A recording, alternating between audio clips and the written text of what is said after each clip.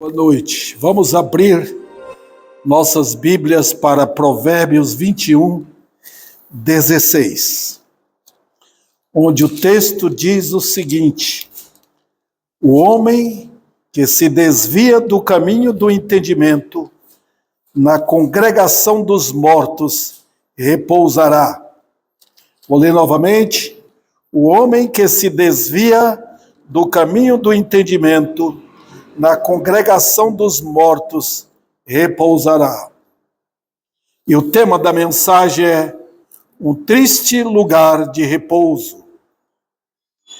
E, meus queridos, vamos ver que lição. Obrigado, irmã.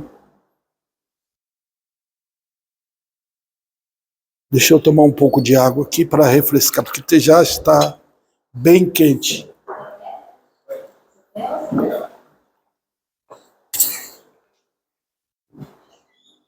É uma lição aqui nesse texto de Provérbios 21, 16, um texto bem revelador, porque nos traz esse verso coisas que é para atual, para o tempo nosso agora que vivemos. A Bíblia é sempre assim, né? É um livro que não é vencido pelo tempo. O que pregamos aqui foi pregado 500 anos atrás, 600 anos, mesma coisa. A verdade é imutável. Ninguém pode ir contra a verdade. Mas, irmãos, vivemos esse fato em nossos dias. Por incrível que pareça, veja bem o que o texto vai dizer, ou está dizendo pelo Espírito Santo a nós. Os homens gostam do silencioso ambiente sepulcral e procuram ficar o mais possível longe da voz de Deus por meio da sua palavra. Não sei se vocês podem entender. Vou ler o texto novamente e vocês vão compreender. Veja bem, o homem que se desvia do caminho do entendimento, na congregação dos mortos repousará. Então, eis aí perante nossas mentes e consciências o que presenciamos no mundo que é dominado pelo fanatismo, superstição, sonhos, vaidades e interesses mundanos. Agora, vamos à explicação do texto. O livro de Provérbios é interessante. O tema central de Provérbios é sabedoria. Só que Provérbios não tem um segmento. Cada versículo tem uma mensagem. Cada versículo é diferente. É como um tijolo construindo organizando uma parede. Cada mensagem, ou cada texto, cada versículo é em si separado. Às vezes, você acha o contexto ali. Mas você tem que pegar como todo o livro de Provérbios, porque está ensinando sabedoria. Tá? Então, ele ensina sabedoria e ele ensina também que se você recusa a sabedoria, vai acontecer o que está acontecendo aqui. Está vendo? O homem que se desvia do caminho do entendimento, olha o efeito. Na congregação dos mortos repousará. Vamos primeiro para ver qual é o ensino geral da Bíblia sobre isso. Qual é o ensino que a Bíblia tem a respeito disso? Nós lembramos que a queda é o ensino fundamental, o ensino mais importante, o ensino geral de que desviamos do entendimento. E aconteceu com toda a raça. Nós que aqui estamos, saímos do entendimento. Veja, foi primeiro um desvio proposital. Então não há nenhuma desculpa para os nossos pecados e para os efeitos do pecado. É assim que cada um de nós quando nos desviamos lá do Éden, nós procuramos um lugar perigosíssimo, a congregação dos mortos.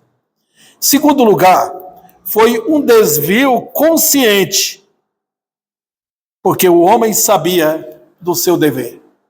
Então nós estamos aqui mostrando que não tem ninguém no mundo que não tenha consciência da sua culpa.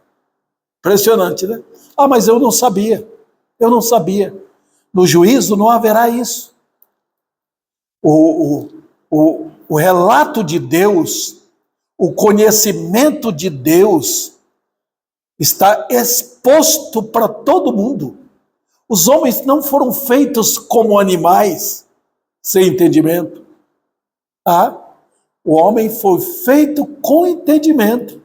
Daí a glória de Deus exposta na criação. Então, se não tiver Bíblia, daí a criação. Quando Paulo chegou em Atenas, ele começou a argumentar com aqueles homens que estavam adorando aqueles ídolos, no capítulo 17 de Atos. Paulo nem usou a Bíblia. Ele falou: vocês estão adorando esses ídolos e não estão adorando um Deus que dá chuva, dá comida, dá tudo para vocês. Então o que Paulo fez? Ele apresentou a criação para chamar a atenção deles. Olha que loucura daqueles homens. Homens inteligentes, né, cultos, adorando ídolos.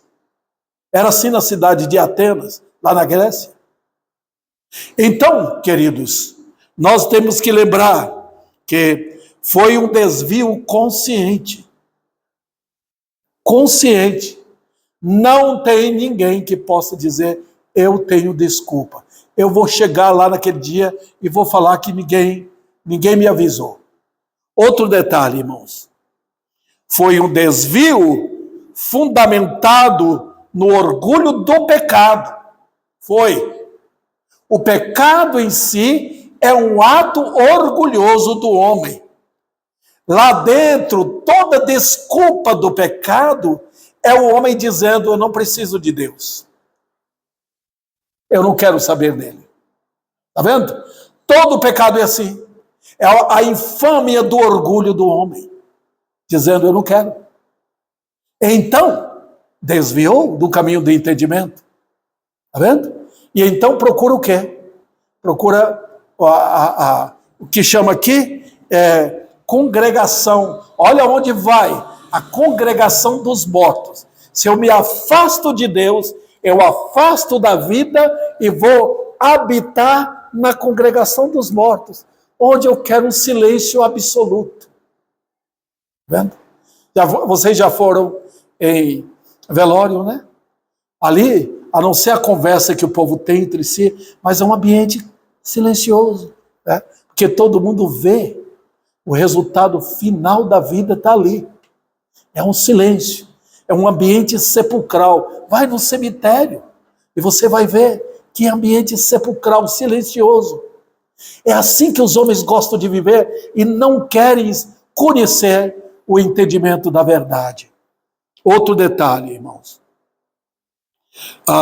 Eles desviaram, nós nos desviamos de Deus. Por quê? Por não querer dar a glória a Deus, glória que é devida só a Ele. Eis aí o pecado. O que é a essência do pecado?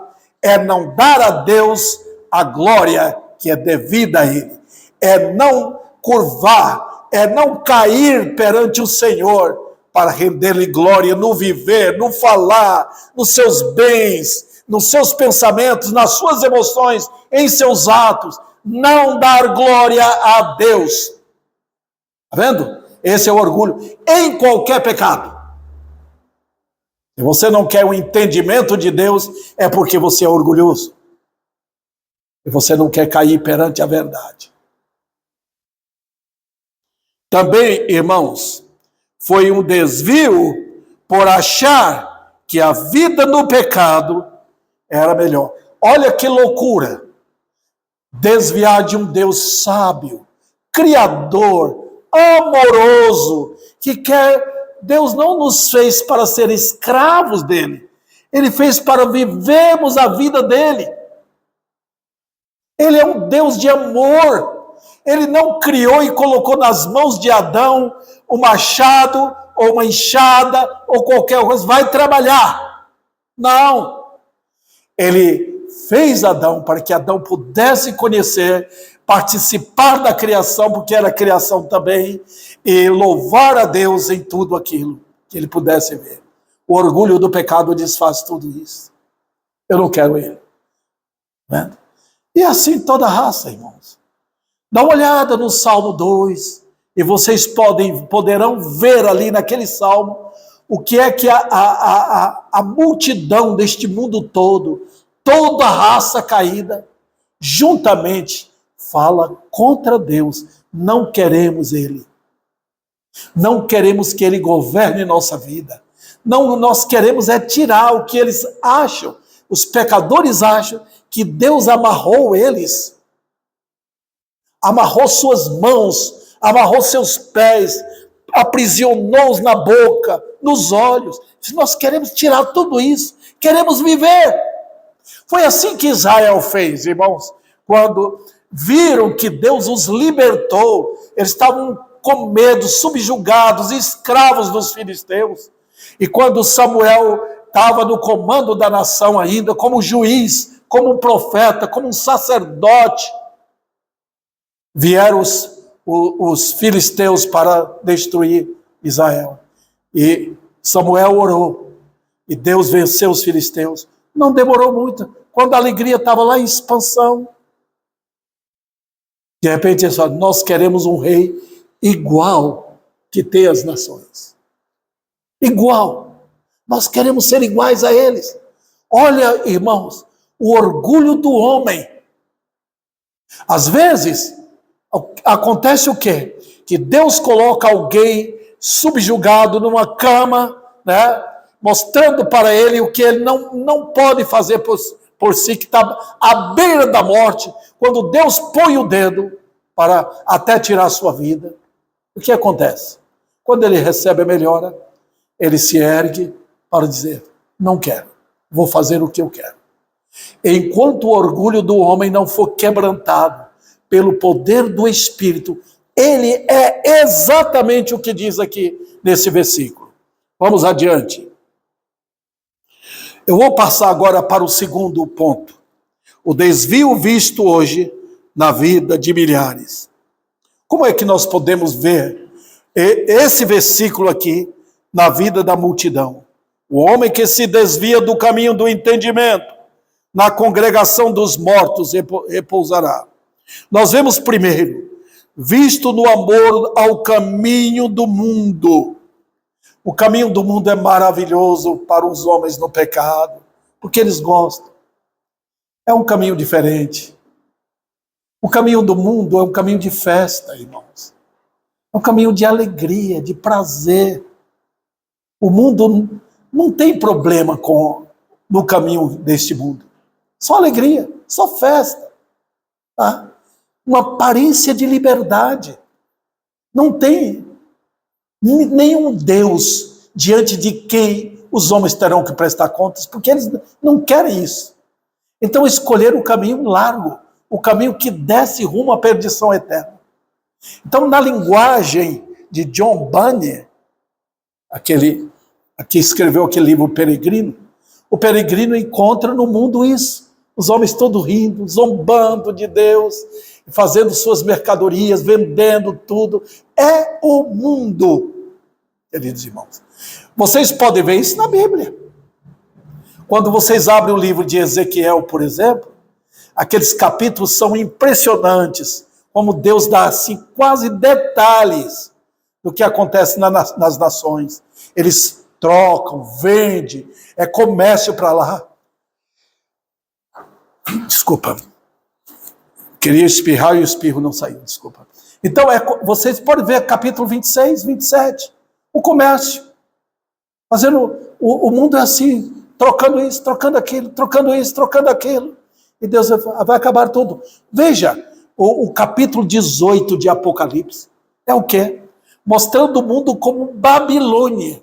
Então, em Apocalipse 18, o resultado é o seguinte: Deus pega todas as nações, todo o comércio das nações e ajunta num grupo só, chamado Babilônia. E quando Deus acabar com aquilo, haverá choro, tristeza. Foi embora, foi destruída a Babilônia. É o mundo cruel no qual nós vivemos. Né? E outro detalhe aqui, irmãos, que podemos saber é que o mundo não exige entendimento. Está muito bom. Você pode aprender matemática, ser muito culto, ter conhecimento intelectual, de dar inveja. Você pode ter tudo, mas você não tem o conhecimento de Deus. E sem o conhecimento de Deus, para que serve essa multidão de conhecimento? Para quê? Para elevar o orgulho, para o homem dizer ainda mais: não precisamos de Deus. Dou glória ao Senhor porque Ele tem salvado homens cultos. Homens que depois que conhecem a Deus, eles dão suas vidas ao Senhor. Olha, queridos irmãos, então, o modo de viver do mundo não exige entendimento. É por isso que o mundo é o que é. Quando você vê no mundo princípios de educação, de respeito, de família, vocês podem saber que aquilo foi Deus que colocou. E dá uma certa segurança. Mas quando Satanás é liberado para acabar com essas coisas, não há no mundo ninguém que possa ousar segurar aquilo. Um homem sem entendimento, por exemplo, ele pode ser um homem de boa moral, mas quando o ambiente mundano é cheio de maldade e perversidade, ele entra também. Ele não consegue segurar. Não há poder do homem no pecado para segurar o que é bom. Não tem, porque ele é um homem natural. Ele está envolvido naquilo que o mundo é e o que o mundo tem. Eu sempre cito aqui Sodoma e Gomorra. Mas vocês podem perceber que nem toda a sociedade lá era imoral, era de sodomita. O povo casava, dava-se em casamento, construía, plantava. A Bíblia fala sobre isso. Era uma sociedade. Mas o que acontece? Aquela sociedade estava unida num só propósito. Não havia repreensão contra a maldade. Não havia. Havia uma concordância geral. Por isso que quando veio a destruição, veio sobre todos. Está vendo? O homem sem entendimento, o que diz o texto? Ele repousa na congregação dos mortos, não dos justos. Eu só lembro vocês também, quando Deus fala em destruir aquelas nações lá em Israel. Quando Deus caminhava com Israel, levando Israel, conduzindo para a terra prometida. Deus parou no lugar e Moisés deu Levítico para eles, aquele livro, capítulo 18, 19 e 20, quando Deus fala para não praticar o que aquelas nações praticavam. Eles praticavam as maldades deles naquelas nações, achando que ninguém estava vendo. Mas quando você abre o capítulo 18, Deus está falando: eu vejo tudo, eu vejo todos os atos, as coisas maldosas que aqueles homens fazem, uns contra os outros, contra os animais. Então, eu vou destruir, para destruir todos. E eu não quero que vocês imitem aquelas nações. Está vendo? É por isso que a ira de Deus foi focada naquele grupo para destruir de uma vez para sempre. Também, irmãos, o mundo é uma habitação de trevas. Se você não conhece a Deus, você não tem luz. A Bíblia diz o que em 1 João? Deus é luz. Jesus falou o que no capítulo 8 de João? Falou: quem me segue não andará em trevas. Trevas, irmãos, ou luz, vamos colocar luz aqui. Luz é entendimento. Nós estamos aqui ilustrando aqui. Vocês estão vendo? A luz é ligada e nós vemos as coisas. O mundo no pecado não vê. Não vê as coisas de Deus. Não vê a glória de Deus. Não vê o poder de Deus. Não há temor. Não há. É tudo escuridão. Efésios fala isso. para não imitar os gentios. Eles são ateus na mente. Está vendo, irmãos? Não há luz, por isso que eles gostam de viver no ambiente sepulcral, onde estão os mortos, que ali há silêncio. Ninguém perturba. Não há um pastor para perturbar. Outro detalhe, e queridos irmãos, é visto também numa resistência à verdade do caminho de Deus. Vendo? Por quê? Eu vou mostrar de duas maneiras aqui. O caminho de Deus é contrário aos padrões deste mundo. Por que a religião moderna é tão atrativa, até chamada evangélica hoje? Porque se uniram as religiões. Todo mundo canta as mesmas músicas, os mesmos corinhos pré-fabricados aí são cantados em todas as igrejas. Tá? O mundo dentro das igrejas. Então o mundo controla. Nós não queremos aqui pastores que pregam a verdade. Prega aquilo que nós queremos. Nós vamos dar o dízimo, vamos dar oferta, vamos dar tudo e vamos lotar de gente aqui. Está vendo? É isso que eles querem, irmãos. Veja, o caminho de Deus é contrário aos padrões deste mundo. Nós glorificamos a Deus. Nós não fazemos culto para agradar o mundo. Nós não criamos as músicas para atrair pessoas. Tudo para nós é feito para louvor a Deus, adoração a Ele. O culto é isso. Pregamos a verdade, pregamos a justiça, pregamos santidade de vida, pregamos contra o mal. Falamos do inferno, falamos do céu, falamos da glória do Calvário, falamos do justo Senhor que foi entregue. Falamos de um Deus de ira, bem como falamos de um Deus de amor. Então, esse caminho é o contrário ao padrão. Então, eles querem fugir do entendimento. Eles não querem um ambiente de alegria, de vivacidade, de amor bíblico. Eles querem um ambiente sepulcral. Outro detalhe, irmãos. O caminho de Deus é de sacrifício. O caminho do mundo é confortável. Onde não tem a cruz, onde não há cruz para carregar. Então é o mundo confortável. Os homens gostam disto. O caminho de Deus é luta. Quem quiser vir após mim, negue-se a si mesmo. Toma cada dia sua cruz e siga-me. Esse é o chamado de Cristo, a advertência dele. O mundo não quer isso. Foge do caminho do entendimento, porque querem conviver com o mundo pagão. É triste ver hoje como a igreja compactuou com o mundo, como a igreja tem prazer pelo mundo, como a igreja paga, usa o seu dinheiro para gastar com aquilo que é mundano. E Satanás aproveita. E entra na igreja também, nos cultos. Todo mundo participa, até perversos, malignos, assassinos, ladrões, sabem como encontrar um ambiente gostoso numa igreja, onde todo mundo pensa que estão adorando a Deus. Outro detalhe, visto aqui, no abandono do caminho da cruz, só tem um caminho que Deus mostra para o pecador, o caminho da cruz. O Evangelho convoca os homens pecadores ao arrependimento e faz mirar a cruz. Ali está o Salvador, arrependa dos seus pecados. Foi assim que o peregrino viu, quando ele com aquele fardo do pecado nas costas, sentindo o seu peso, que ele viu o Redentor pela fé e caiu aos pés do Senhor, seu fardo foi embora. Foi jogado nas profundezas do inferno. E é essa mensagem que os pecadores não querem. Mirar a cruz. Nós queremos mirar outras coisas.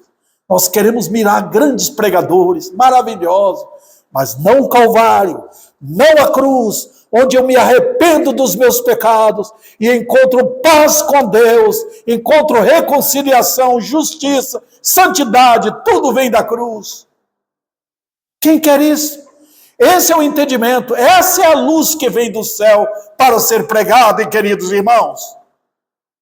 Essa é a luz a ser pregada. E quem quer isso, irmãos?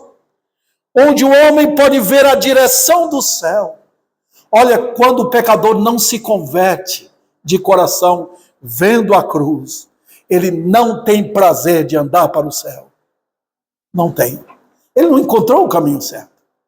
Ele quer alguma coisa, ele quer um bilhete para ele entrar no céu, mas ele quer ter o prazer de andar no mundo, carregando uma falsa certeza de salvação. Também, irmãos, nesse caminho tem a liderança de Deus. Deus nunca salva alguém e abandona. Isso não é salvação bíblica. Deus nunca gera filhos em Cristo e joga como órfãos no mundo. Nunca. O Senhor é o pastor que guia o seu rebanho. Nesta manhã eu pude falar para os irmãos sobre a palavra crer, porque é uma palavra que dá a ideia de continuidade. Aquele que continuamente crê. Nós estamos vendo o Salvador, aquele que morreu por nós na cruz, se tornou nosso guia. E o Salmo 48 diz que ele é o nosso guia até a morte. Impressionante. Ele trata disso com palavras maravilhosas ali no capítulo 10 de João. As minhas ovelhas ouvem, olha o verbo tudo no presente, irmãos. As minhas ovelhas ouvem a minha voz, eu as conheço e elas me seguem. São as ovelhas que ele comprou. Ele não vai ter o amor para cuidar? Claro. Quem quer esse caminho? Ninguém. O caminho do mundo não é assim. O ambiente mudando é sem entendimento, porque ali eles ficam repousando na congregação dos mortos. Também, queridos irmãos, nesse caminho, além de ter a direção de Deus, o homem sem entendimento, ele é como um animal. Como a Bíblia descreve lá no Salmo 32. Não sejais como o cavalo ou a mula sem entendimento. Que coisa terrível, né? Precisa de freio e cabresto. Os homens no mundo são assim. Outro detalhe, irmãos. Dia após dia, o homem recusa o caminho do entendimento. Dia após dia. Ele não suporta essa luz. E não tem qualquer poder para andar no caminho do entendimento. Não tem. Porque aquilo mexe com ele, quebra a sua vida, esmaga o seu ego, e ele não quer aquilo. Deus guia o homem pelo caminho do entendimento. Ele mesmo se coloca como o líder, diz, não entra ali, não vai aqui, vá assim. Está vendo? O salmista, no Salmo 73, ele diz, Deus tomou pela mão direita para conduzi-lo, como uma criança. Você não tomba mesmo. Nós, os crentes, sabemos disso. O como somos tentados a cair, não é verdade? E nós não precisamos disso. Então, religião sem entendimento, sem princípios bíblicos, é a religião dos mortos. Eu vou agora, irmãos, para o último ponto aqui, onde eu vou tratar o lugar do perigoso repouso. Os irmãos estão vendo o texto? Na congregação dos mortos repousará. Eu queria saber o que é congregação dos mortos, né? Quando fala congregação, já fala que tem gente ali. Mas a congregação não é de gente viva, é de gente morta. Mas como a Bíblia ela se une ela mesma. Esses dias eu estava falando com um vizinho meu sobre isto. A Bíblia ela é interligada. Os 66 livros, esses livros têm o mesmo sangue que corre pelas veias bíblicas. Se você pegar um outro livro, qualquer livro, chamado livro apócrifo, que tem na Igreja Católica, e colocar, vamos dizer, pega um livro daquele, e coloca junto com 66 livros. Não tem sangue naquilo. Não faz parte. Tá? Eu até ilustrei. É como se você pegasse uma mão artificial, porque você não tem a mão, e coloca ali. Até faz bem. Eu conheci um senhor que ele perdeu a mão no serviço, lá nos Estados Unidos.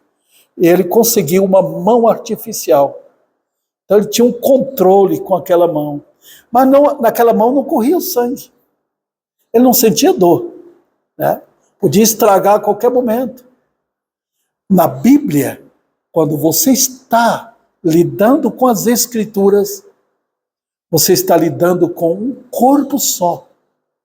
O mesmo sangue que corre em Gênesis, Êxodo, passando por toda a Bíblia, vai até Apocalipse. Então, se você ferir a Bíblia, no livro, num texto só, se você enfiar uma agulha ali, você está ferindo toda a Escritura. E é perigoso.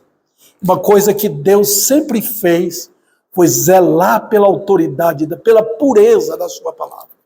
Então é muito perigoso mexer com a palavra de Deus, como eu vejo fazendo hoje. É um escândalo para o nome do Senhor.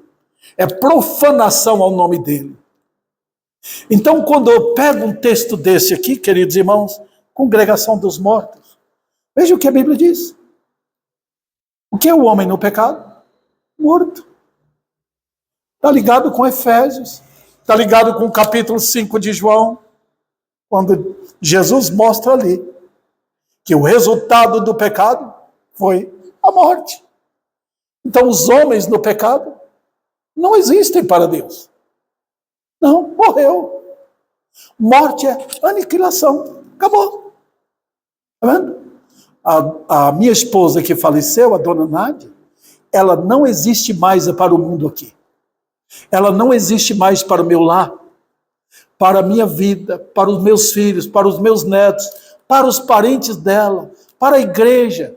Ela morreu. A existência dela eterna agora é na glória. Não tem mais ligação aqui. Então os irmãos percebem o que a morte faz. Ela tira, ela aniquila a ligação que tinha antes. Está vendo? Então o pecado trouxe o quê? Trouxe a morte. O que a morte é? Acabou. Não existe para Deus. O homem no pecado não existe para Deus espiritualmente. Ele é um homem natural. E a Bíblia manda pregar aos homens naturais para falar para eles que eles são responsáveis, que eles vão prestar contas diante de Deus. Nós não falamos com os homens naturais para adorar a Deus. Nós não falamos para os homens naturais a render glória. Nós não falamos isso porque nem para andar em santidade, porque eles não podem. É tudo loucura para eles. Mas eles estão responsáveis. Eles vão ter que cair aos pés do Senhor. Como homem natural, eles devem. Eles são culpados. Eles são responsáveis. E agora, queridos irmãos, olha o que diz o texto. Na congregação dos mortos repousará. Pode perceber. O homem que se desvia do entendimento bíblico, do entendimento da sabedoria bíblica, do entendimento da verdade da cruz, do pecado, da sua queda, de quem é Deus, ele corre, ele se afasta dali, daquele ambiente, de uma igreja onde prega a verdade. Onde ele está? Está na congregação dos mortos. Vamos lá. Onde acha a congregação dos mortos? No mundo. O mundo é a congregação dos mortos. Impressionante, né? Então, como nós podemos desenhar em palavras isso, irmãos? Eu diria o seguinte: o mundo é um lugar de escuridão. É. Vamos comprovar isso biblicamente? Eu não preciso ir longe. Eu posso ir lá em João capítulo 3. Veja o que Jesus falou no capítulo 3 de João. Ele diz o seguinte, os irmãos nem precisam abrir, diz o seguinte: o julgamento é este, que a luz veio ao mundo, e os homens amaram mais as trevas do que a luz, porque suas obras eram más. Está vendo? Então, observe o versículo 20. Pois todo aquele que pratica o mal aborrece a luz. Está vendo a causa e efeito? Você pratica o mal, você há de aborrecer a luz. E não se chega para a luz a fim de não serem arguidas as suas obras. Os irmãos, percebem agora? São as trevas. É ali que o homem quer ficar. Ele não quer ouvir a palavra de Deus. Ele fica na casa dele. Ele tem um compromisso, ele tem uma agenda comum. Ele tem uma agenda na casa dele. Ele vai ligar a televisão, ele vai assistir seu futebol, ele não virá ao culto, ele não vai abrir a Bíblia, ele não levará luz na casa dele, ele não vai ensinar princípios para si mesmo, nem para os seus filhos, de maneira nenhuma. Ele já tem seu compromisso. Se ele tem uma religião, é a religião dos mortos, onde não prega a verdade, ele repousa ali. O mundo é esse lugar. Veja também, irmãos, significa que ali não há nada da verdade. Portanto, é um bom lugar para repousar, se esconder e sentir tranquilidade, bem nas trevas, bem ali. Você imaginou? Que coisa terrível, né? Você não quer a verdade. É só isso. E o que a Bíblia é? Jesus diz: eu sou a verdade. E a Bíblia é quem, queridos irmãos? A Bíblia inteira é a pessoa de Cristo.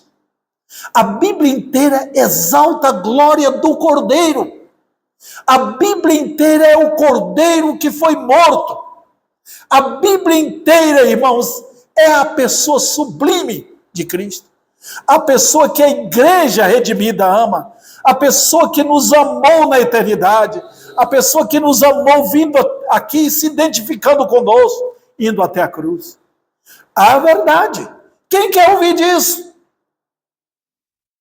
Nós estamos no famoso tempo, quando os homens são melhores, né, que eles acham que são grandes coisas, né? É o homem chamado da pós-modernidade. É o homem morto em seus pecados. Não tem nada de pós-modernidade. Ele não gosta da luz. Não, ele odeia a luz. Ele não quer confronto. Pode observar. Quando alguém morto chega na igreja, que a luz começa a brilhar, logo, o que acontece? Ele foge. Jonathan Edwards começou a pregar a verdade. Começou a pregar dos juízos na sua igreja. Começou a pregar do inferno. A igreja ficou aterrorizada. Logo depois, eles pediram para ele sair da igreja. Jesus anunciou, Paulo falou sobre isso. Claro, Paulo, como emissário do Senhor, falou as palavras do Senhor. E no final dos tempos, os homens seriam assim, amantes de si mesmo. Nós estamos vivendo esse período, onde os homens amam a si mesmo. Rebeldes, desobedientes aos pais. Você não consegue segurar. É uma época difícil de domar. É a linguagem que Paulo usou ali em 2 Timóteo. Difícil de domar. É o tempo que nós estamos vivendo hoje.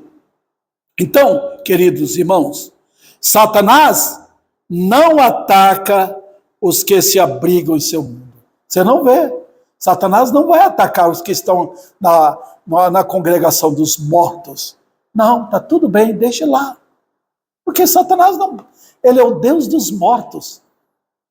Ele é o líder dos mortos. Ele que pega os mortos e trabalha com ardileza impressionante. Ele consegue pegar os mortos e fazer o que ele quer no reino, para confundir o reino de Deus. Então, também, irmãos, o próprio mundo tem seus conceitos de vida e se opõe aos conceitos eternos de Deus. Os irmãos percebem? Às vezes eu fico pensando, será que eu estou falando uma linguagem que os queridos irmãos entendem? Não sei. Olha, o mundo tem seu conceito de vida. Qual é o conceito de vida do mundo? Conceito natural.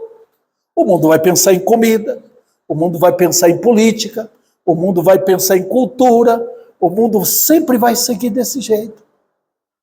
Mas o conceito de Deus é eterno. Então, quando Jesus fazia os milagres, ele estava querendo expor conceitos eternos. Quando ele curava os olhos, ele estava querendo dizer o quê? Lá no céu, na glória eterna, na ressurreição, ninguém ficará, mas não terá nenhum problema de cegueira. Nenhum braço vai ser cortado, nenhum braço vai ficar endurecido, né? As mãos com problemas. Não haverá paralisia lá. Então, esse conceito Jesus estava passando, estava dizendo, eu sou Deus. Eu não vim melhorar o mundo aqui. Eu não vim fazer isso. Eu vim mostrar coisas eternas. Foi assim também com a multiplicação de pães. Capítulo 6 de João, ele estava querendo dizer o quê? Ele está dizendo, eu sou o pão da vida. Vocês estão procurando pão que fazem na panificadora. Vocês estão procurando isso. Vocês querem sanduíche, como eu dei para vocês. Pão com peixe. Mas eu não vim para isso. Eu vim dar coisas eternas. Então, quando ele se coloca, eu sou o pão da vida, ele está falando da suficiência dele e suficiência eterna. Os irmãos percebem a diferença entre o conceito de vida do mundo e o conceito de vida de Cristo? Ele está tratando de coisas que ultrapassam a morte. O mundo perde tudo com a morte. Perde bens, perde dinheiro, perde família, perde tudo com a morte. A morte chega... Acabou. Você não vai levar nada. Que adianta o homem ganhar o mundo e perder sua alma? Que adianta? Então, queridos, Cristo corta tudo isso. Foi isso que ele falou no capítulo 6. E os discípulos reconheceram, tu tens as palavras de vida eterna. Então é isso que nós queremos. Quando vocês percebem, irmãos, que pecadores começam a vir na igreja, a busca da verdade é porque eles querem algo que ultrapasse esta vida miserável. Eles querem saber para onde irei, o que será da minha alma. Então, meus irmãos, lembra de Judas? O que Judas queria? Ele andou com Cristo, mas era um homem natural. Jesus deixou. Foi plano eterno de Deus. Mas o coração de Judas estava ligado a isto. Era um homem orgulhoso, vaidoso, mundano. Ele queria um reino diferente. Ele era um político. Ele queria participar do reino. Ele estava vendo a chance de andar com Cristo, porque se Cristo governasse, ele seria um dos ministros. Então, quando ele viu que não era nada disso, que o mestre seria morto, perseguido e morto, ele aproveitou para tirar a casca dele, traindo Jesus, 30 moedas de prata. Era riqueza. E ele foi para o suicídio, porque o suicídio é o caminho do orgulhoso, do homem que não quer cair aos pés da cruz, achando que a morte seria uma aventura melhor para ele. Foi assim com Demas, que abandonou Paulo e amou o presente século. Outros buscaram um lugar de repouso na congregação dos justos, dos mortos, digo. E assim, quantos abandonam a igreja? Quantos abandonam a verdade? Quantos estão procurando novidade no mundo religioso? Procurando. Para quê? Nós temos a palavra de Deus. Ela é a palavra de vida eterna. Vamos também, irmãos, lembrar, acha a congregação dos mortos no sistema religioso de mentiras. Puxa vida, tem isso? Será que eu não estou atacando alguma? Eu não posso atacar, porque a minha igreja também, eu sou um fraco, eu sou um pregador apenas, eu não jamais tenho que ficar orgulhoso. Por quê? Que razão? Mas eu estou falando que tem mentiras. E nós estamos vivendo numa época de mentiras. Mentiras mesmo. Tá? Mentira religiosa. Mentira bem trabalhada, bem feitas. Mentiras bem feitas pelo ardiloso pai da mentira. Então, queridos irmãos, os fariseus, o que eles fizeram da religião deles? Eles fizeram da religião uma cama onde milhares podiam sentir confortáveis. É essa a religião dos fariseus. E está cheio o nosso mundo hoje, onde pessoas dizem, vou lá naquela religião, onde eles vão orar, vão me abençoar meus negócios, vou dar meu dinheiro, e Deus, eles dizem que precisa de fé, eu tenho fé. E é assim que eles fazem, queridos irmãos, a religião da mentira, onde eu sinto confortável, onde eu possa respirar melhor. É a congregação dos mortos. A mentira agrada a natureza carnal corrompida, em especial a mentira religiosa. A mentira religiosa fornece uma paz onde Satanás se projeta como Deus. Já imaginou? Que terror! Satanás lhe beijando, Satanás lhe abraçando, e Satanás dizendo, você tem direito de viver melhor, aqui é melhor para você. A mentira religiosa é o alimento incrivelmente desejável dos mortos. Por isso, é a congregação dos mortos e lugar de repouso. E eu quero finalizar agora. Acha a congregação dos mortos no conforto dos bens desta vida passageira. Que delícia!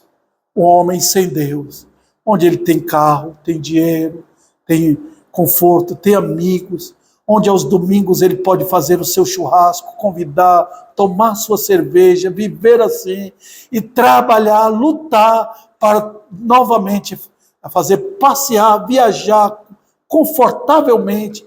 É um homem na congregação dos mortos. Que lugar, né? Você lembra daquele homem louco? Dizendo o quê? Já juntei dinheiro, agora vou me aposentar. Então ele disse, ele olhou no espelho, disse, alma, olhou para si. Olha que loucura. Ele falou para ele. Ele não falou nem para o corpo dele. Apesar que ele estaria indo para dar conforto ao corpo dele. Mas ele voltou para a alma. A alma agora bebe, descansa, folga, regala-te. Mas ele está falando com a alma. Não é assim que milhares vivem? Boas pessoas, humanamente falando, sim. Trabalhadores, sim. Mas são loucos aos olhos de Deus. Loucos. A Bíblia diz no Provérbios 1, que a impressão de bem-estar leva essas pessoas à perdição eterna. Que coisa. Mas sabe de uma coisa? Quando Deus chega na congregação dos mortos e começa a chamar pecadores da morte para a vida, quando Deus abre os olhos, quando o Espírito de Deus vem com o seu poder e começa a sacudir as sepulturas, e pecadores são acordados, despertados, começam a chegar, a procurar, onde eu vou achar? Eu estava ouvindo a mentira, eu estava descansado nisso, para onde irá a minha alma? Eu tenho perguntado para várias pessoas, para onde irá a sua alma? Eu tenho andado, eu faço caminhada de 1 hora ali em frente ao Savenhago, e quando eu encontro uma pessoa, faço amizade com a pessoa, para onde irá a sua alma? Ele não importa, a vida está muito boa, está nem aí. Para onde irá a sua alma? Então procure ignorar, procure sair do assunto, porque não querem. O que está acontecendo? Só o Espírito de Deus, o poderoso Senhor, que vivifica mortos, pode chegar e chamar pecadores da morte para a vida. Quando é que vemos isso? Vemos quando o pecador se arrepende, quando o pecador confessa os seus pecados, se converte a Cristo de todo o coração, porque querem o perdão de Deus, a paz de Deus, e aí eles querem viver para Cristo, eles querem andar para o céu, eles são seguidores do Senhor Jesus Cristo, e abandonam o mundo cruel, que antes tanto amava. Que o Senhor chame pecadores ao arrependimento.